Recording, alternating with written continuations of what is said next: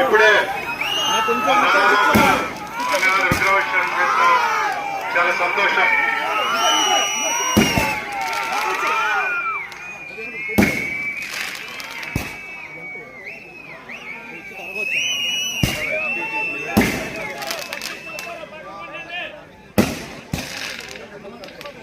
ముందుగా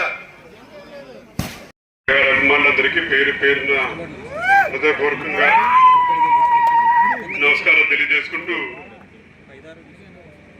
నిన్న కుర్రవాళ్ళు వచ్చి మా ఊళ్ళో రంగగారి విగ్రహం ఏర్పాటు చేస్తున్నాం అని చెప్పని వాళ్ళందరూ పిలిచారు. దాంట్లో కనీసం ఎవరు ఒకరు కూడా పుట్టారా లేదో కూడా తెలియదు రంగగారు మరణించే నాటికి.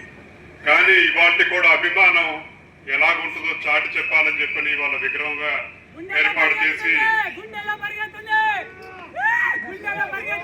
ఒక నాయకుడి మీద అభిమానం తరాలు మారిన ఎల్లప్పటికీ తరగదని చెప్పని చాటి చెప్పిన రంగగారి అభిమానులందరికీ మరొకసారి ధన్యవాదాలు తెలియజేసుకుంటూ, ఇవాళ రేపు ప్రతి ఒక్కళ్ళు రంగయ్య గురించి మాట్లాడుతూనే ఉన్నారు. దయవుంచి మీ కోరికల్లో ఒకటే, ప్రతి ఒక్కరు ఒక కులంలో పడతాం. అలాగని ఆ కులం ఆపాదించి వాళ్ళ పేరుని వాళ్ళ కీర్తిని చిన్న చెయ్యొద్దు అని చెప్పని మిమ్మల్ని అందరినీ కోరుకుంటూ, ఎందుకంటే ఈనాటికి ఏనాటికి పేద ప్రజల గుండె చప్పుడు ఎవరని చెప్పంటే అది కీర్తిశేషులు వంగవీటి మోహన్ రంగ గారని చెప్పని సగరం. ఆయన ఉన్నంతకాలం ఏ రోజు ప్రశాంతత లేదు, ఎల్లప్పుడూ పోరాటమే. వ్యవస్థ ఎంత పెద్దదైనా సరే ప్రజా అభిమానం ఉందని చెప్పంటే ఢీ కొనగలుగుతానని చెప్పని ఒక ధైర్యం కల్పించారు. కాబట్టి ఇవాటిని కూడా 3.5 దశాబ్దాలైనా సరే ప్రతి ఒక్కళ్ళు ఆయన గుర్తుంచుకుంటూ ఉన్నారు. ఆయన అభిమానాన్ని ఇలాగ విగ్రహం రూపైన ఏర్పాటు చేసుకుంటూ ఉన్నారు. ఆయన నడిపించింది పక్కన ఎవరో సలహాదారులో లేదని చెప్పంటే గొప్ప గొప్పగా చెప్పుకునే వాళ్ళు కాదు. ఆయన నడిపించింది ప్రజలని చెప్పిన కూడా మిమ్మల్ని అందరికీ గుర్తు చేస్తాం. ప్రజా అభిమానమే ఆయన పేరు వాళ్ళ దాకా తీసుకెళ్ళింది. ఈ ప్రాంతంతో రంగగారికి ఎప్పటించో ఒక సాన్నిహిత్య సంబంధం ఉంది. పెద్దలు కృష్ణారావు గారి దగ్గర నుంచి ఇవాళ బుద్ధప్రసాద్ గారి దగ్గర నుంచి రాధారంగ మిత్ర మండలి సభ్యులు ఎంతో మంది ఉన్నారు. ఇక్కడ ఎన్నో సేవా కార్యక్రమాలు చేస్తూ ఉన్నారు. రంగా గారు ఎల్లప్పుడూ ఇక్కడికి ఎప్పుడు వచ్చినా సరే అవనికడ ప్రాంతంకి వచ్చారని చెప్పంటే ఆయన మీద పార్టీలకు అతీతంగా కులాలకు అతీతంగా ప్రతి ఒక్కరు ఆయన మీద అభిమానం. అది రంగా గారి గొప్పతనం.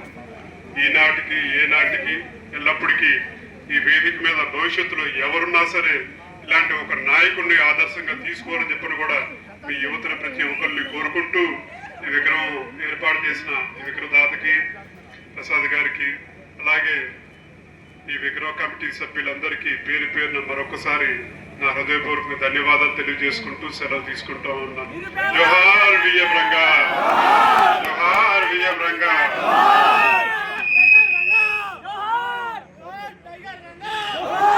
కమిటీ వారంతా వస్తే నాదబాబు గారితో కలిసి సభ్యులు శ్రీ వంగవీటి రాధాకృష్ణ గారు ఈ కార్యక్రమంలో పాల్పంచుకుంటున్నారు. పెద్దలకు ప్రత్యేకించి మెరకపల్లి గ్రామం గ్రామస్తులకు, నియోజకవర్గం వివిధ ప్రాంతాల నుంచి వచ్చిన రంగా గారి అభిమానులకు అందరూ కూడా నా హృదయపూర్వక నమస్కారం. ఈరోజు మెరకనపల్లి గ్రామంలో స్వర్గీయ మంగివీటి మోహన్ రంగారావు విగ్రహావిష్కరణ ఈరోజు జరుపుకోవడం, దాంట్లో పాల్గొనడం ఎంతో ఆనందదాయకంగా ఉంది. నేను మంగివీటి రంగారావుతో నాకెంతో సన్నిహిత సంబంధం ఉండేది. ఆయన ఈ నియోజకవర్గంలో పర్యటనకు వచ్చినప్పుడు మా ఇంటికి వచ్చి నన్ను వెంట పెట్టుకుని ప్రతి చోటికి వెళ్ళారు. అప్పుడు నా వయసు రాజా అంతకన్నా ఉండేది కాదు, రాజా అంత ఇదే వయసులో ఉంటుంది. అంటే మా నాన్నగారు రాలేరు కనుక ఆయన వచ్చి గౌరవంగా ఆయన కలిసేసి నన్ను ఎక్కించుకొని తిరిగేవారు. ఆ రకంగా అప్పుడు వారితో కలిసి ప్రయాణం చేసే అవకాశం నాకు కలిగింది. ఎన్నికల్లో అయితే ఆయనే ఎవరిగడ్డ మంత్రి సెంటర్ నిలబడి మా నాన్నగారి గెలుపు కారకులయ్యాడు. ఆ విషయం కూడా నాకు గుర్తుకు వస్తూ ఉంటుంది. అయితే వారు మరణించే 2 రోజుల ముందు నాకు ఇంటెలిజెన్స్ డిఎస్పీ గారు ఆయన మా విశ్వనాథపల్లి గ్రామస్తులు, ఆయన నాకు ఫోన్ చేసి రంగా గారు రోడ్డు మీద కూర్చున్నాడు, చాలా ప్రమాదకర పరిస్థితుల్లో ఉన్నాడు, ఆయనకి ఎవరు చెప్పాలో అర్థం కావట్లేదు, అంచేత మీరు వెళ్ళి ఆయన నిరాహార దీక్షను అక్కడి నుంచి వారి ఇంటి దగ్గరికి మార్పించమని చెప్పండి. వారి ఇంటి దగ్గరికి మార్పిస్తే బాగుంటుంది, ఎందుకంటే చాలా ప్రమాదకరమైన పరిస్థితులు ఉన్నాయి. వెంట ఎవరు ఏ బాంబు తీసినా కూడా ప్రమాదం వాటిని స్థితి ఉందని చెప్పి ఆయన చెప్పటం, దాని మీద నేను వెళ్ళి వారిని కలవటం జరిగింది. కలిసి ఈ రకంగా ఇంటెలిజెన్స్ సమాచారం ఉంది, దయచేసి మీరు ఇక్కడి నుంచి మీ ఇంటి దగ్గర కూర్చొని నిరాహార దీక్ష చేయండి అని చెప్పి వాళ్ళు కోరుతున్నారు, మీరు కూడా ఆలోచించాలని చెప్పారు. కానీ దానికి ఆయన అంగీకరించాలి. మొట్టమొదటిసారిగా రత్నకుమార్ గారిని చూసినప్పుడే ఆయన రత్నకుమార్ గారిని నాకు పరిచయం చేశాను. రోజు అదే తర్వాత నేను హైదరాబాద్ వెళ్ళాను. హైదరాబాద్ వెళ్ళిన రెండు మర్నాడు ఊరినాడు పొద్దున్నే టీవీ మన రేడియోలో వార్త వచ్చేసింది. అంటే ఆయన ఎక్కడ కూడా రాజీ పడిన మనసుతో గొప్ప ధైర్యశాలి. నిజంగా ఆ రోజున కానీ నిరాహార దీక్ష అక్కడి నుంచి కానీ మార్చుందంటే ఆయన ఈ రోజు కూడా మనకు నాయకుడిగా ఉండేవాడు అన్న విషయం మాత్రం నాకు అనిపిస్తూ ఉంటుంది, బాధిస్తూ ఉంటుంది. ఏదేమైనా ఒకటి మాత్రం మనం గమనించాల్సిన అవసరం, రంగా గారు ఇన్ని సంవత్సరాలైనా కూడా ఆయన ఎందుకు ప్రజల హృదయాల్లో ఉన్నా అంటే పేద వర్గాలకి రక్షణ కవచంలాగా నిలబడ్డ వ్యక్తి మంగివీటి మోహన్. ఆ రోజున విజయవాడలో ఉన్న సామాజిక పరిస్థితులు చాలా భిన్నంగా ఉండేవి.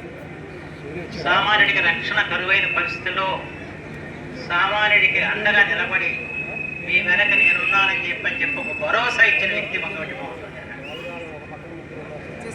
ఆయన ఆ రోజు నేను చూస్తూ ఉండేవాడిని, కులాలకు అతీతంగా ఎందరో పెద్దలు ఆయన్ని వెనకుండేవాళ్ళు. వారిలో నా బాగా గుర్తు కాటగడ్డ రాజగోపాల్ ఒకప్పుడు విశాలందరికి సంపాదకులుగా పనిచేశారు.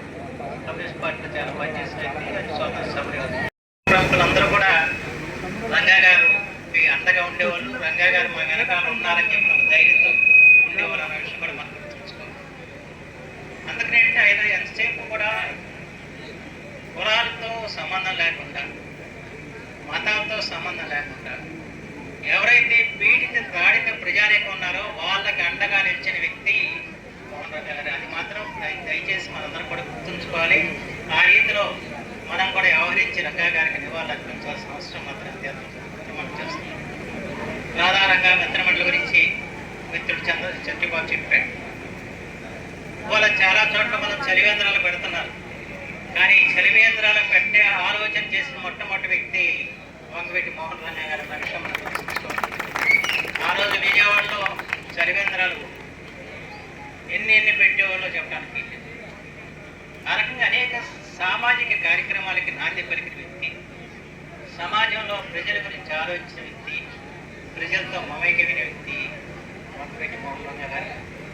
ఆయన ఏ విధంగా అయితే సమాజంలో ఎవరైతే ఆర్తజనులు ఉన్నారో, ఎవరైతే కన్నీరు కాల్చే వాళ్ళు ఉన్నారో వాళ్ళ కన్నీరు తుడవాలని చెప్పిన ఆలోచనతో తన జీవితాన్ని ధన్యం చేసుకున్న వ్యక్తి మంగివీటి మోహన్ రంగా గారు. ఆ రోజాడల్లో ఆయన చూపిన బాటలో మనం ఎవరైతే రక్షణ కవచంగా రోజున పేద ప్రజానికి నిలబడ్డాడో అలాగే రంగ ఇతర మండల కార్యకర్తలందరూ కూడా అదే విధంగా రక్షణ కవచంగా ఉండాలని చెప్పి మాత్రం కోరుతున్నాను. పోతే మిత్రుడు అంగవీటి రాధాకృష్ణ నాతో నేను మంత్రిగా ఉన్నప్పుడు ఆయన శాసనసభ్యుడు ఉండడం మేము కలిసి శాసనసభలో పనిచేస్తాం.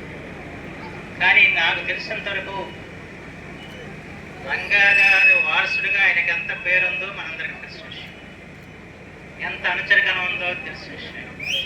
ఆయన స్వార్థం లేని వ్యక్తి మాత్రం అంగవీటి రాధాకృష్ణ. అది మాత్రం ఎప్పుడు ఏది పలాంది నాకు కావాలని చెప్పి కోరటం నేను ఎరగను. ఆ రోజు నేను మంత్రిగా ఉన్నప్పుడు కూడా చాలా మంది చాలా పనులు చేయించుకుంటుండేవారు. ఒక్కరోజు కూడా ఒక్క విషయం ఏదైనా రాధాకృష్ణ అడిగాడంటే నాకు అసలు నాకు గుర్తే రావటం అసలు వేరే లేదు. అంటే ఎప్పుడు కూడా అతను తన గురించి ఏనాడు కూడా ఆలోచించిన వ్యక్తి కాదు, ఆనాడే కాదు ఈనాడు కూడా ఆలోచిస్తున్న వ్యక్తి కాదు. అంతేకాకుండా ఎన్ని విషమ సమస్యలు వచ్చినా ఎంత సమయంతో వ్యవహరించాడు, సమాజంలో ఒక సమన్వయం తేవాలని చెప్పిన ఒక దృక్పథాన్ని అతను ఏ విధంగా అందించాడన్న విషయం మాత్రం మనం గుర్తుంచుకోవాల్సిన అవసరం. కొన్ని విషయాల్లో భేదాభిప్రాయాలు ఉండొచ్చు, కానీ అతను ఎక్కడ కూడా నేను చాలా సమస్యలు వచ్చినప్పుడు చూస్తూ ఉంటాను. ఏమన్నా రాదా దాని మీద ఏమైనా రియాక్ట్ అవుతాడని చెప్పి ఎక్కడ రియాక్ట్ అవుతాడు, ఎక్కడ సమాజంలో మంచి జరగాలని కోరుకుంటాడు, సమాజంలో అందరూ కూడా కలిసి జీవించాలని చెప్పి కోరుకుంటాడు తప్ప ఎక్కడ విచ్ఛిన్నకరమైన ఆలోచనలకి తావివ్వనిస్తారంటే మన రాధాకృష్ణ. అంటే అంత సమయం రాజకీయాల్లో చాలా కష్టం. నాకు కూడా సమయం ఉండదు, ఏదన్నా అందరినీ వెంటనే ఏదో రియాక్ట్ అవుతుందంట కొంత విషయాలు. కానీ ఎన్ని విషయాలు వచ్చినా ఎక్కడా రియాక్ట్ అవ్వడు, ఎక్కడా దాని మీద అలా ఏదన్నా ఒక సమస్య వచ్చినప్పుడు ఆ సమస్యను జటిలం చేయాలని చెప్పి ఆలోచించడం, ఆ సమస్యని ఏ విధంగా చల్లార్చాలని చెప్పి ఆలోచించే రాధాకృష్ణ. అది గొప్ప గుణం, అది అందరికీ సాధ్యమయ్యే గుణం కాదు. అలాంటి గొప్ప గుణం ఉన్న వ్యక్తి అంగవీటి రాధాకృష్ణ. తండ్రి ఆశయాలకి ప్రతీకంగా ఇచ్చిన వ్యక్తి. వారి చేతుల మీదకి రోజు ఆవిష్కరణ జరగడం చాలా ఆనందంగా ఉంది. భగవంతుడు ఆయనకి మంచి భవిష్యత్తును ప్రసాదించాలని, శక్తి వ్యక్తులు ఆయుర్వేదికేలా కాకుండా ఉన్నతమైన స్థితిలో అతను ఉండాలని చెప్పి మనసారా కోరుకుంటూ యువకులు ఎప్పటి నుంచో కూడా ఇక్కడ రంగా గారి విగ్రహం పెట్టాలని చెప్పి చెప్పడం జరుగుతుంది. ఈ రోజున దీన్ని ప్రారంభించడం చేసుకుంటాం. ఇందాక చిట్టిబాబు గారు చెప్తూ ఆయన ఒక కులానికి సంబంధించిన వ్యక్తి కాదు అని ఇందాక వారు చక్కగా, ఎందుకంటే ఆయన దగ్గరికి అనేక మంది పెద్దలు నాకు చెప్తూ ఉన్నారు, ఎవరైనా ఒక ఆపదలో ఉన్నటువంటి ఏ కులమైనా ఏ మతమైనా వారి దగ్గరికి వెళ్ళారు అంటే ఆ సమస్యని పరిష్కరించడమే వారి యొక్క ముఖ్య ఉద్దేశం. అంటే బడుగు బలిగిన వర్గాలు కానీ పేద ప్రజలు కానీ ఎవరు ఆయన దగ్గరికి వెళ్ళి నాకు ఈ సమస్య ఉంది అంటే ఆ సమస్యని పరిష్కరించే విధంగా రంగా గారు ముందుకెళ్తారు ప్రజలందరూ కూడా చెప్తూ ఉండేవారు. కనుక వారిని అందరూ కూడా ముందుకు ఈ విధంగా మనం తీసుకువెళ్లాల్సిన అవసరం ఉంది. వారిని గుర్తు చేసుకుంటూ దాన్ని స్ఫూర్తిగా మనం యువకులందరూ కూడా మనం ముందుకెళ్లాల్సిన అవసరం ఉందని చెప్పి ఈ సందర్భంగా ఈ అవకాశం ఇచ్చిన పెద్దలకి మరొకసారి ధన్యవాదాలు తెలియజేసుకుంటూ సెలవు తీసుకుంటాం.